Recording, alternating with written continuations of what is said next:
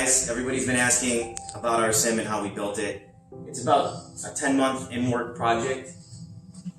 We're going to show you the outside first and then move inside, get the lights turned on and everything like that.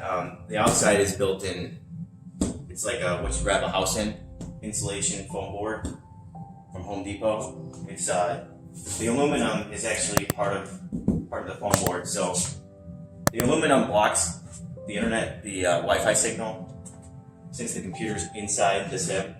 So we have an external radio antenna connecting to the Wi-Fi router, and that eliminated the connectivity issues.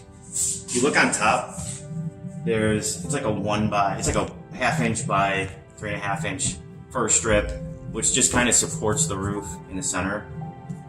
These are not antennas; these are actually radiator ties. The reason we use radiator ties was they're better than zip ties because they're flat on both sides, so they compress. They don't dig into the foam board. They look good when you go inside, especially. You'll see. You won't see, actually. That's the point. Duct tape, very creative there, but effective. Matches the silver exterior and works perfectly when you're trying to create things like hinges and things like that. So I think we're going to move inside now and get the lights turned on. We're going to pause. We'll be right back. Alright guys, we're back inside the sim now. I think first I'm going to show you the shell here. So inside, everything's covered in a flat back black poster board and black duct tape. And you have to be careful to use something that's flat, otherwise you get a lot of reflections and things just don't look right, especially at night. Everything's contoured inside to kind of bring it to a point, so you have the effect of a real cockpit. The shell is actually pulled a little way inside from the TVs, and we also built this roof up here to hang down below the bezels of the TVs. So when you're sitting in the sim, you don't actually see the bezels of the TV, any of the TVs. And that was really important when we were flying and we saw the bezels. It just took away a lot of the reality. On the TVs themselves, we actually invented these. These are cardboard, triangular shaped strips covered in reflective duct tape. And it almost hides, if you stare right at them, you see them, but when you're flying, you don't really notice them. And when you're shooting videos, it looks phenomenal and really hides the bezels on the TV. These are three 55-inch Spectre TVs from Walmart, less than $300 a piece. Very cost affordable. 4K, running 60 hertz. The PC down below is an RTX. It's a AMD 2600 CPU running an RTX 2070 GPU processor and video card with 16 gigs of RAM. It's all run off of one single video card with DisplayPort to HDMI converters and HDMI cables. The yokes and the pedals are connected up to this USB switch here, and this is usually mounted underneath, but I pulled it out so you can see it.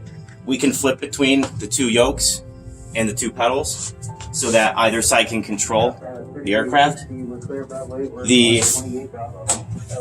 This is just a like a SATEC control panel. It's designed for a Cessna really, but we were using it mainly for the Cessna when we fly Cessnas or small aircraft. But it's also got the landing gear switch, which gives it a lot of cool effect when you're flying. You got the 3 green light indicators along with the handle to pull. The displays here are Nexus 7 Gen 2, iPad Air. The iPad Pro for the bigger display with the moving maps. It's running in simulation mode. It's Garmin Pilot, utilizing both output from X-Plane as well as output from live traffic to display the traffic around the airports. And these don't match. Obviously they could. This is an iPad Air, mainly because I had it around and it was just sitting in a drawer. So although it kind of highlights what it looks like on each of these devices, these are running in full screen mode. It's just really a browser running in full screen mode. The throttles are two SATEC throttle quadrants put together. You can reconfigure these pop off, so you can fly pretty much any airplane you want and configure this however you need to for mixtures, pitch, throttles, flaps, spoilers. The radio panel is a Logitech radio panel. Gives you the comms, the navs, ADF, DMEs, all of that stuff for the radios. The keyboards, just off of eBay, I think they were $10 a piece. The chairs themselves are just patio lawn chairs, believe it or not, with like a yoga chair mat on them. We mounted speakers to the back right now. Again, we're kind of reusing some stuff that we had around the house. These shake the chairs a little bit, so it gives you a little bit of feeling of motion. What's to come? This is built on top of concrete slab in my basement, LVT flooring. Doesn't really have a lot of give to it. I think that's probably the next project. We're going to lift this entire thing up onto a wood platform and put some butt kickers underneath, mounted to the platform, so the whole sim actually shakes and has some motion to it. So that's going to be our work in progress. Obviously, the yokes are self-explanatory. Those are CH yokes. And I'm trying to think of what else I missed, but I think that's pretty much it. If you guys have questions, post comments. We'll always reply. Thanks again for your support.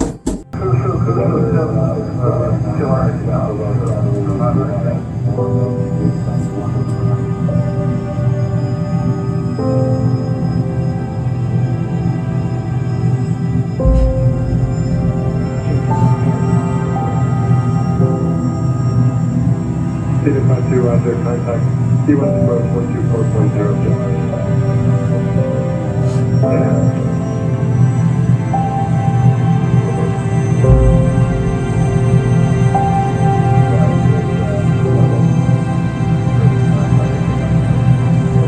Contact 131 Alpha Juliet, contact number 134.5.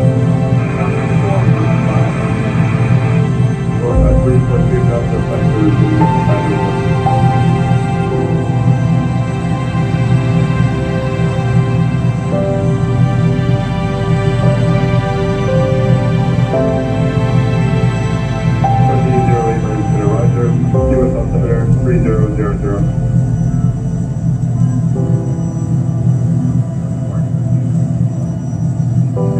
Running 0 8 seconds.